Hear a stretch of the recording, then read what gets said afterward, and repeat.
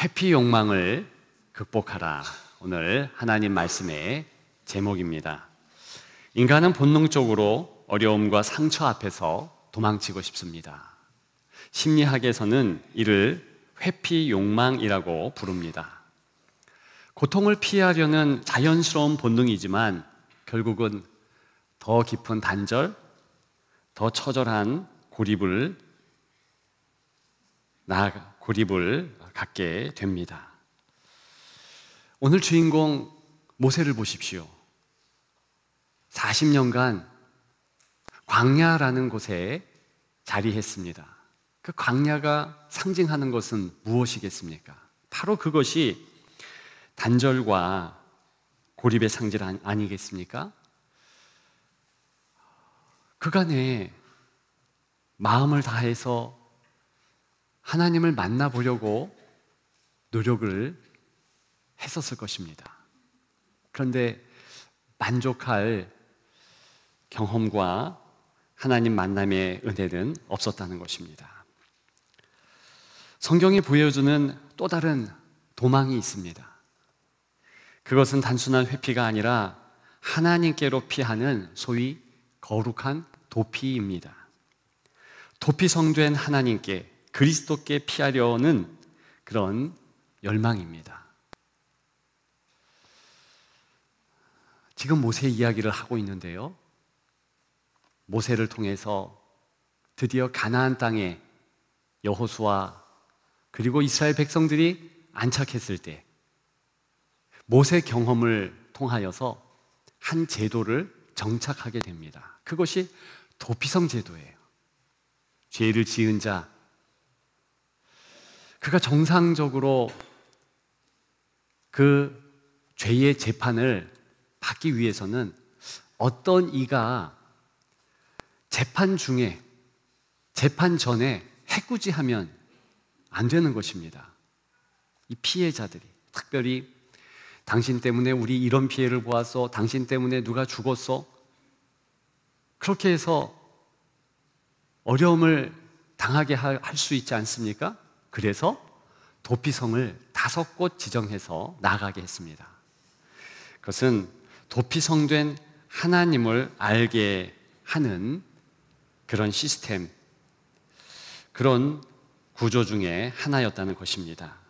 아무튼 도피성된 하나님께, 도피성된 그리스도께 피하려는 그런 열망, 그것을 회피 욕망과 다른 용어로 도피성 열망으로 부르고 싶습니다. 근데 그게 잘 됩니까? 안 되죠. 40년간 회피하고 숨고 그렇게 지내면서 나름 하나님을 만나려고 노력했지만 안 되었다. 이것이 오늘 본문에 나오는 모세의 모습이었습니다. 오늘 본문의 배경이 되는 출애굽기, 단순한 한 민족의 탈출 이야기가 아닌 것입니다.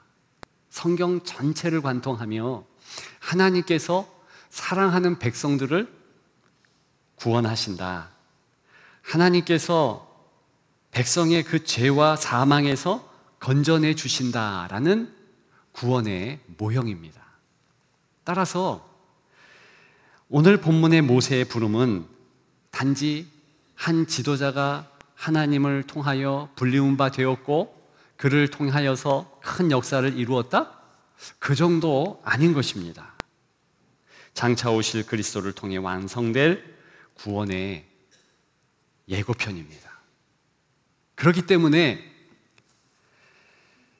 모세의 회피 욕망을 우리 하나님께서는 임재와 그 역사를 통해서 도피성 열망으로 바꾸어 주시는 것, 바로 그것이 은혜 중에 은혜라는 것입니다. 저와 여러분들에게도 동일하게 전개될 것이기 때문입니다.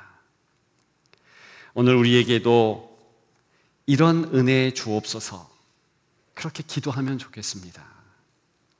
우리 하나님께서 모세를 이렇게 인도해 주셨습니다. 그 첫째는요, 먼저 신을 벗게 하셨다는 것입니다.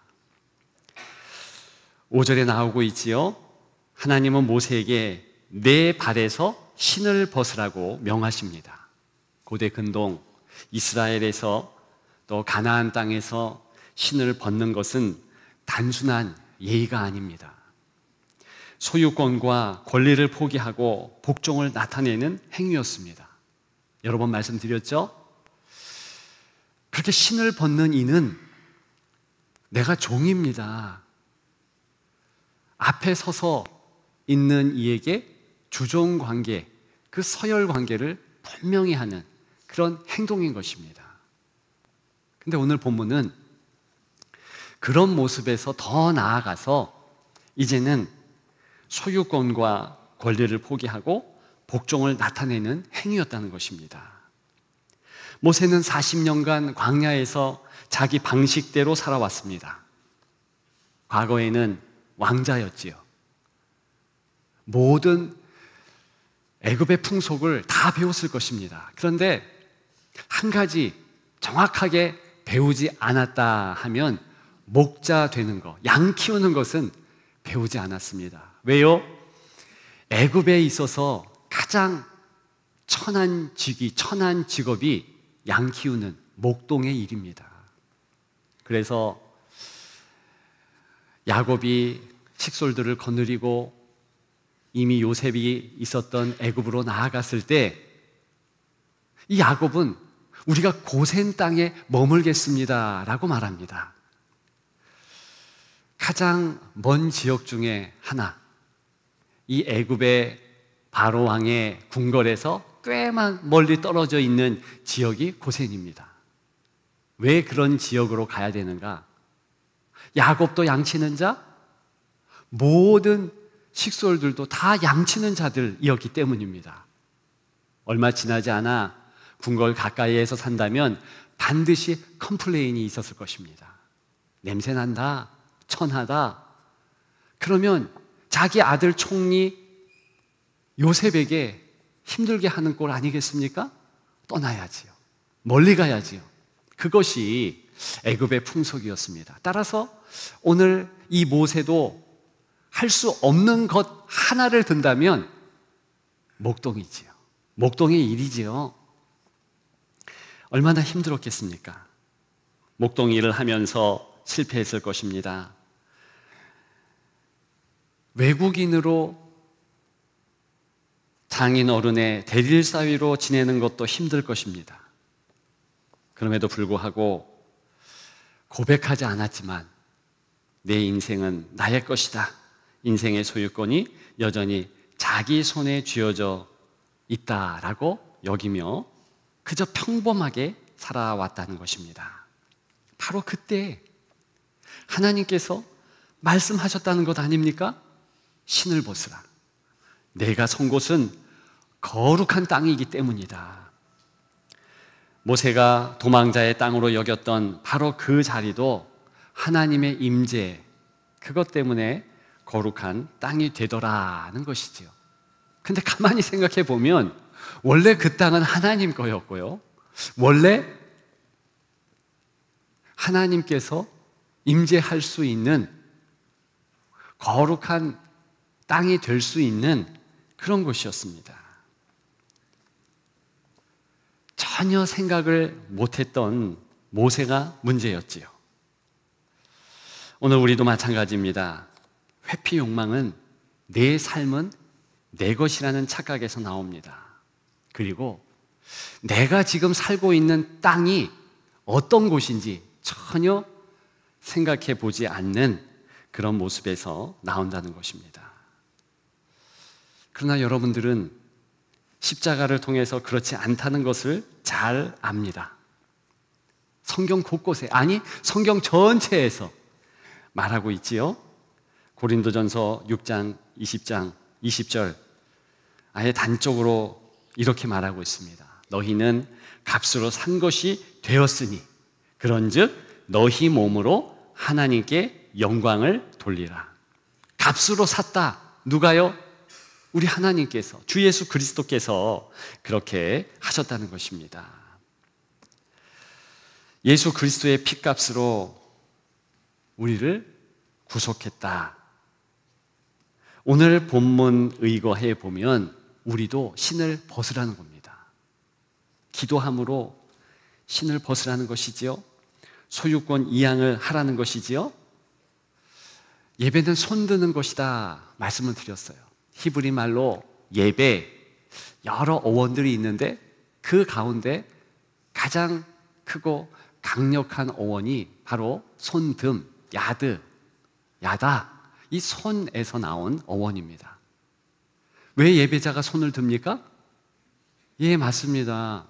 하나님께 영광을 돌립니다. 찬양합니다. 내 몸도 하나님을 향하여 모든 초점을 주님을 향하여 돌립니다. 그런 뜻이 있는 겁니다. 그러나 그 이전에 손을 드는 이유는 내가 항복합니다. 하나님께서 내게 주신 모든 것은 주님의 것 맞습니다. 내 소유권도 내가 보는 모든 것도 다 주님 것임을 고백합니다. 이것이 예배이기 때문에 예배는 손을 드는 행동인 것입니다.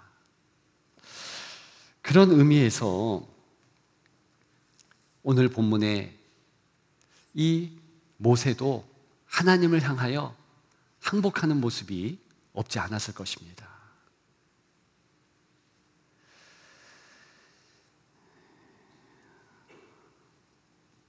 귀한 이 모세의 행동. 그런데 가만히 보면 이것은요, 본인 스스로 원해서 한 행동은 또 아니라는 것입니다. 본인이 신을 벗기 위해서 벗었다? 이런 게 아니라 솔직히 얘기하면 하나님께서 너 신 벗어, 신 내놔, 이거 아닙니까? 다른 말로 하면 네가 가진 소유권이 뭐야? 네가 가진 소유가 뭐야? 다 내 거야. 다오. 여러분 한번 본문이 된 창세기 3장을 꼼꼼히 보면 모세의 이렇게 얼떨결에 무릎 꿇고 얼떨결에 신을 벗고 그랬다는 것을 알 수 있습니다. 자기가 익숙하게 아는 곳이었지요. 그런데 저 멀리 떨기나무에 불이 붙습니다. 원래 떨기나무는 불 붙고 금방 꺼져야 정상 아닙니까? 근데 계속 타. 가까이 가서 보자. 가까이 간 터였습니다. 희한하다, 신기하다 이러고 있는데 하나님의 임재를 경험한 겁니다. 갑자기 하나님 나타나셔서 거룩한 곳이니 신 벗어. 신 안 벗을 존재가 어디에 있겠습니까? 그래서 납작 엎드리고 빨리 신 벗는 그런 모양이 오늘 본문의 모세의 모양입니다. 그러니까 신 벗겨짐을 당한 거죠. 그게 맞는 말입니다. 근데 우리 하나님은 도대체 모세에게 어떤 부분을 취하시려고 그렇게 했을까요? 3장 1절에 보게 되면 당시 모세의 형편을 정확하게 말하는 어구가 있습니다. 모세가 그의 장인 미디안 제사장 이드로의 양떼를 치더니 이드로의 양떼를 친대요. 자기 양떼를 치는 게 아닙니다. 40년간을 그렇게 이드로의 대들 사이로 살면서 자기 양떼를 가져본 적 없고 자기 양을 소유해 본 적 없다, 이런 고백입니다. 이와는 대조적으로 또 한 인물이 대들살이로 살면서 목동이를 한 이가 있지요. 야곱이지요. 그는 얼마 지나지 않아서 정확하게 자기의 양떼를 소유하게 되었습니다. 얼마 지나지 않아서 장인의 양떼보다 본인의 양떼가 더 많아졌습니다. 야곱이 똑똑했기 때문일까요? 그럴 수도 있습니다. 오늘 본문의 모셉이 멍청했기 때문일까요? 그럴 수도 있습니다. 그러니까 세상 살아가는데 주변머리가 없는 겁니다. 자기 것을 주장하고 자기 것에 대하여서 가질 수도 있어야 되는데 지금 그렇지 않았다라는 것이 정확한 원문의 뜻입니다. 이드로의 양떼를 치더니 모세의 양떼, 자기의 양떼 치는 것이 아니다. 이것이 강조되는 히브리 원문입니다. 영어도 마찬가지예요. 다른 유럽의 언어들도 마찬가지입니다. 이게 강조되고 있는 거예요. 그렇다면 하나님이 취할 것이 별로 없다라는 사실을 우리가 알 수 있습니다. 아니, 양떼가 모세의 것이라면 모세가 그것을 제물로 삼는 것, 그래 네가 귀하게 내게 드리고 있구나, 바치고 있구나, 그러면서 취할 터인데 남의 거 아닙니까? 본인 게 아닌 거예요. 그리고 그 즈음에 모세의 형편을 조금 더 말씀을 드리면, 도망자의 신분, 애굽에서 버려진 사람, 낯선 땅의 외국인, 생계 문제를 책임질 사람, 자기 식구들이 있잖아요. 이대로 장인께서 도와주는 건 맞지만, 그러나 이런저런 여러 가지 문제를 본인이 해결하였습니다. 그렇게 살아냈지요. 하나님 입장에서 이것이 귀하다, 그래서 취한다, 이해가지 않습니다. 그런데 하나님께서는 그와 같은 모습을 성경 여러 곳에서 보여주십니다.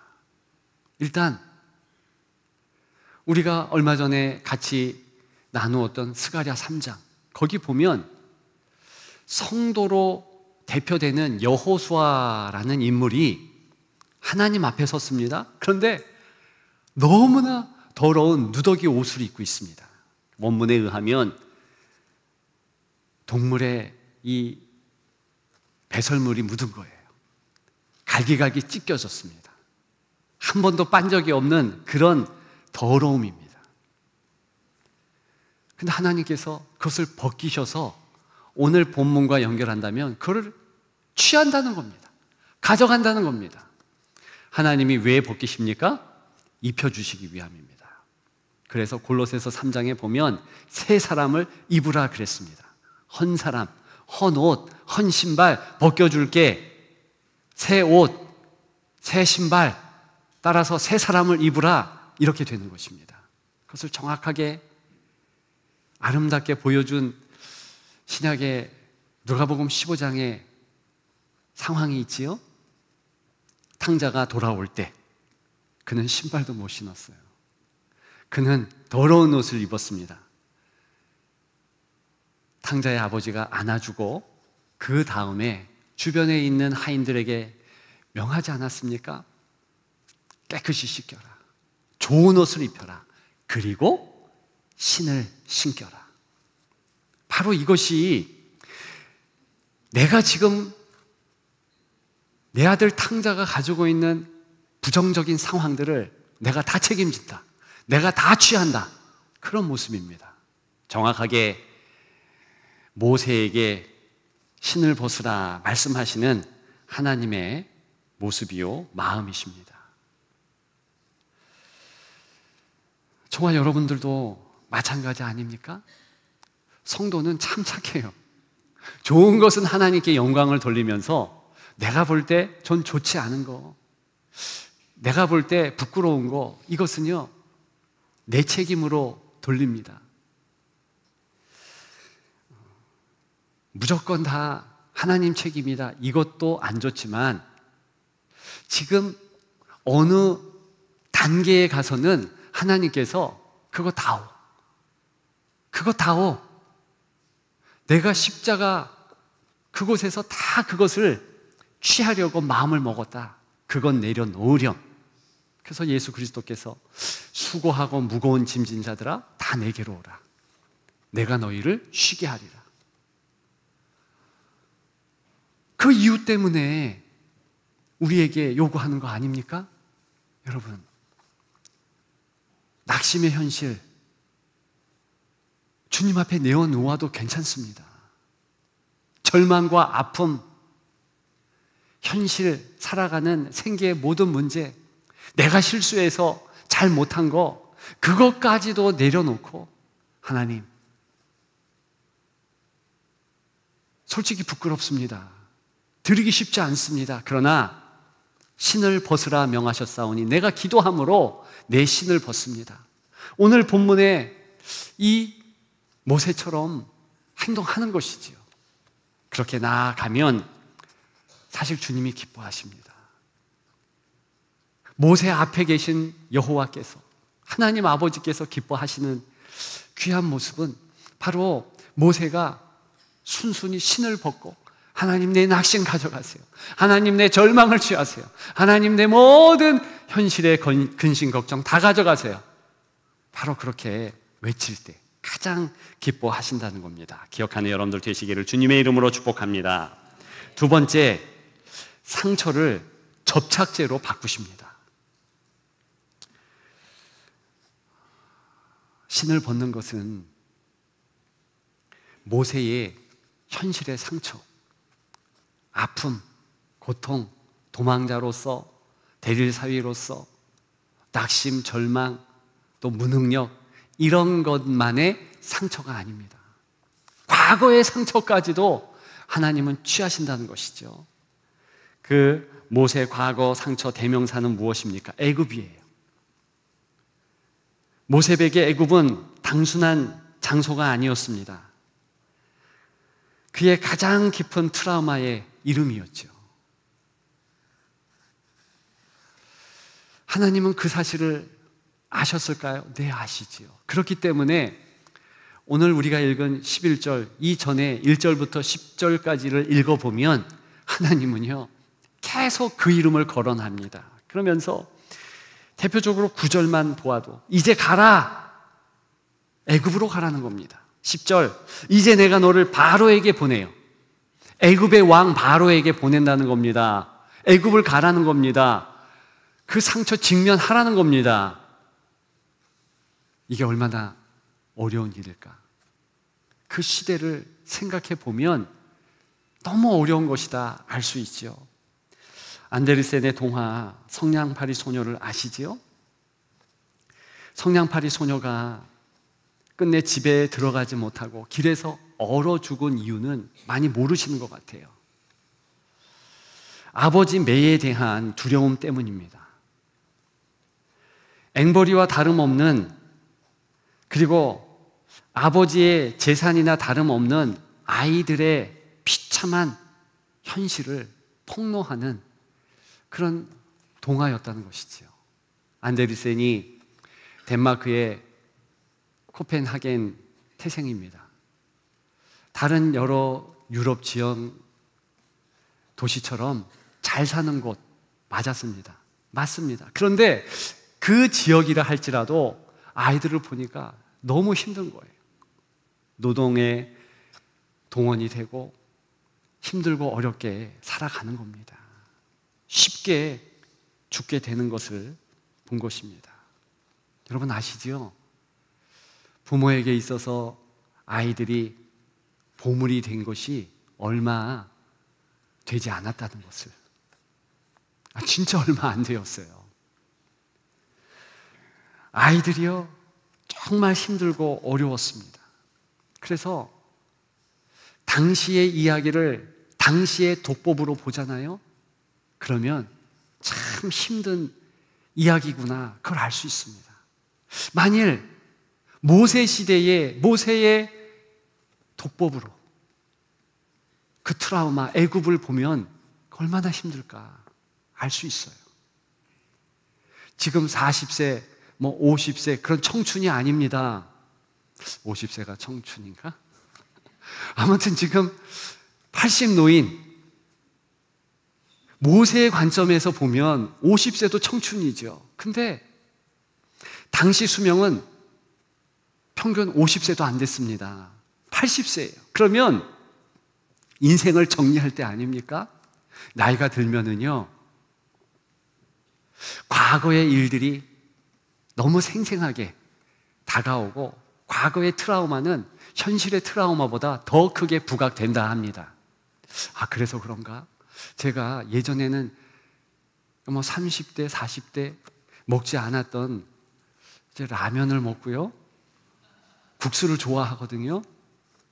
어릴 때에 그때 음식들 그렇게 좋아지더라는 것이죠. 그리고 어릴 때 받았던 상처가 그 음식과 더불어서 생각납니다. 스멀스멀 떠올라요. 이것이 인생의 전반적인 모습입니다. 모세라고 그렇지 않았을까요? 당연히 그랬죠. 이 모세도요, 과거 동족에게 받았던 상처 너무 크지 않았겠습니까? 도와주려고 했던 거예요. 이스라엘 사람들을 도와주려고 했는데 오히려 거부합니다. 도와주려다가 살인한 거 아닙니까? 아니, 당신이 뭔데 우리를 도와줘? 그리고 당신 살인한 거 다 알아. 얼마나 힘들었을까? 그리고요, 바로 궁궐에 소문이 쫙 돌지요. 죽이려고 하고 신발도 못 신고 야밤도주 했습니다. 그리고 도망했는데요, 도망한 거리가 엄청납니다. 여러분 아십니까? 이 광야도요, 이름이 여러 돼요. 근데 지금 이 모세가 있는 미디안 광야는요, 가장 애굽 쪽에서 보면 끝에 있는 광야예요. 수르 광야, 시내 광야, 바란 광야, 신 광야, 그 다음 미디안 광야예요. 얼마나 두려웠으면, 얼마나 트라우마가 컸으면 가장 끝으로 도망, 끝까지 도망, 갈 때까지 간 거예요. 더 이상 도망갈 수 없다 하는 곳이 미디안 광야였습니다. 왜? 이제 문명이 있는 지역으로 나아가면 이 애굽이 대단한 나라거든요. 국제적 명성이 있거든요. 대번에 누구란 거 알게 되지 않습니까? 그러니까 도망갈 수 있는 가장 최극단, 그 미디안 광야에 있었더라는 것이죠. 그러니까 얼마나 트라우마가 컸는가 할 수 있습니다. 우리가 여기에서 중요한 복음의 원리를 발견합니다. 우리는 적어도 상처와 실패를요, 하나님 그리고 자신 사이를 막는 장벽까지는 아니더라도 방해물 정도로는 여기는데, 하나님은 바로 그것 가지고 아예 하나님께 나아올 접착제로 만들어 주신다. 그렇게 우리가 행동하기를 원하신다는 것입니다. 출애굽기 3장 7절에 보면은요, 내가 내 백성의 고통을 분명히 보고 그들의 부르짖음을 들었다 말씀하셔요. 모세의 고통을 무시하지 않으시면서 오히려 그것을 통해서 백성들의 고통과 연결시키며 하나님의 구원의 통로가 되게 하신다는 거예요.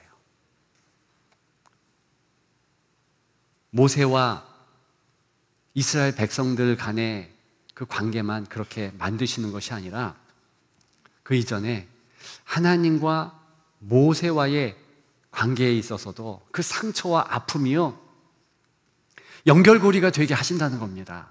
접착제 되게 하신다는 겁니다. 너 진짜 힘들지? 너 정말 아프지? 나 역시도 너가 가진 그런 아픔과 트라우마를 가지고 있거든. 실제로 모세를 비롯한 이스라엘 백성들 얼마나 하나님을 배반했습니까? 애굽이 트라우마라면 하나님도 할 말 있으신 거예요. 얼마나 큰 이스라엘 백성들을, 그들의 행위에 트라우마를 갖고 계시는지요. 그리고 하나님의 그 귀한 행동 아시지 않습니까? 십자가, 그 가장 처절한 실패처럼 보였던 그 십자가를 통해서 하나님은 부활의 영광을 이루셨고, 그 십자가 은혜 안에서 모든 실패, 모든 상처가 오히려 강력한 접착제가 되어서 누구든 갈 수 있고 누구든 은혜 받을 수 있는 통로화 되었다는 것입니다. 저는 가끔 하나님 아버지의 예수 그리스도에 대한 행동, 행위를요, 이해할 수 없을 때가 있어요. 어떻게 하나님은 이렇게 죄송합니다, 잔인하게 하시나 말씀드린 적이 있는 것 같은데, 아니 예수님이 십자가에 달리실 때 그냥 달리자마자 돌아가게 하시면 되잖아요. 굳이 6시간, 말이 6시간이지 얼마나 아픔의 시간입니까? 그 전날에 너무 두드려 맞으셔서요, 본인이 십자가를 지지 못할 정도로 힘드셨습니다. 여러분, 가상칠언 아시잖아요. 그 가상칠언을 다른 말로 하면 고통의 외마디들입니다. 얼마나 아프시며 얼마나 고통 가운데 한마디 한마디 겨우 하셨을까. 그게 가상칠언이에요. 하나님 잔인하시죠. 너무하시죠. 그 이전에 말씀드렸듯이 왜 그렇게 예수님이 몰매를 맞게 하십니까? 안 하셔도 되지 않습니까? 항변하고 싶어요. 그리고 왜 하필 마구간에서 태어나게 하셨습니까? 여러분, 마구간 경험해 보셨어요? 동물이 있는 곳에 더러운 배설물들이 있는 거 경험해 보셨습니까? 저는 경험해 봤어요. 개 100마리 키워봤잖아요, 어릴 때. 얼마나 더러운지요. 개들이 있는 곳에 파리가 있더라고요. 파리가 꽉 꼈는데 밤에요, 파리 때문에 이렇게 라이트를 켰는데요, 라이트 빛이 가지라나요. 얼마나 파리가 많은지. 그리고 제가 한 가지 충격적인 경험이요, 모기가 문제가 아니라 파리가 문제더구만요. 모기가 파리를 이기지 못하더라고요. 모기장을 쳤는데요, 파리가 모기장을 뚫고 들어와요. 신기하죠? 실제로 아프리카 파리는요, 아예 사람 손에 알을 깐댑니다. 파리가 아주 세요. 그런 지저분하고 더러운 곳이 동물이 있는 곳 아니겠습니까? 마구간에 왜 태어나셨습니까? 우리는 그저 낭만적으로 마구간에 태어나셨네. 근데 그만큼 고난, 아픔을 당하셨다는 뜻입니다. 왜 주님이 애국까지 도망자로 내려가셔야 됐습니까? 그것도 어릴 때 부모에 의해서. 아니, 왜 그런 시츄에이션, 상황들을 하나님이 일부러 그렇게 하셨는가? 가만히 보니 우리 하나님께서 어떤 죄인이든 어떤 트라우마 가진 자든 다 감당하시고 다 오게 하기 위해서 그렇게 하셨다는 거 아닙니까? 수고하고 무거운 짐진 자들아, 어떤 트라우마 가진 자들아, 다 내게로 오라, 쉬게 하리라. 여러분, 그것이 참된 안식의 시작입니다. 하나님이 고통받은 거지. 하나님께서 상처를 접착제로 오늘 이 모세를 부르시는 겁니다. 그렇기 때문에 너 대면해, 애굽 이길 수 있어, 괜찮아 말씀하시는 거예요. 5번이나 못 갑니다. 오늘 우리가 읽은 14절 3절까지의 말씀이요, 그 절정 아닙니까? 나 절대 못 가요. 그래서 하나님의 이름도 그래서 물어보는 거 아닙니까? 그 사람들이 하나님의 이름 모른다고 할 거 아닙니까? 뭐 이런 것까지 생각해요. 그러니까 다 트라우마 때문에 가고 싶지 않았다 이겁니다. 5번 거절했는데 하나님은 6번 명령하십니다. 가라. 갔더니요, 다 이겨요. 갔더니요, 진짜 상처가 하나님께 딱 붙게 하는 접착제가 되는 그런 도구가 되었다 고백하는 것이 사실 오늘 본문의 내용 아닙니까? 여러분들도 마찬가지입니다. 정말입니다. 어떤 상처가 됐든 어떤 트라우마가 됐든 다 직면하십시오. 예수 안에, 십자가 안에 그대로 그것이 은혜로 바뀔 것입니다. 하나님의 역사가 있을 것입니다. 그런 여러분들 되시기를 주님의 이름으로 축복합니다. 마지막 3번째, 임마누엘의 은혜 주십니다. 오늘 본문을 가만히 생각해 보면 신을 벗으면서 소유권 내려놓았습니다. 상처를 접촉제로 삼고 그렇게 각오하면서 내가 섬기겠습니다. 그렇게 말한 모세였습니다. 근데 이 모세는 여전히 저항해요. 3장을 넘어 4장까지 그렇게 합니다. 그만큼 회피 욕망은 크고 극복이 쉽지 않다. 여러분 은혜 받았다고요? 믿지 마십시오.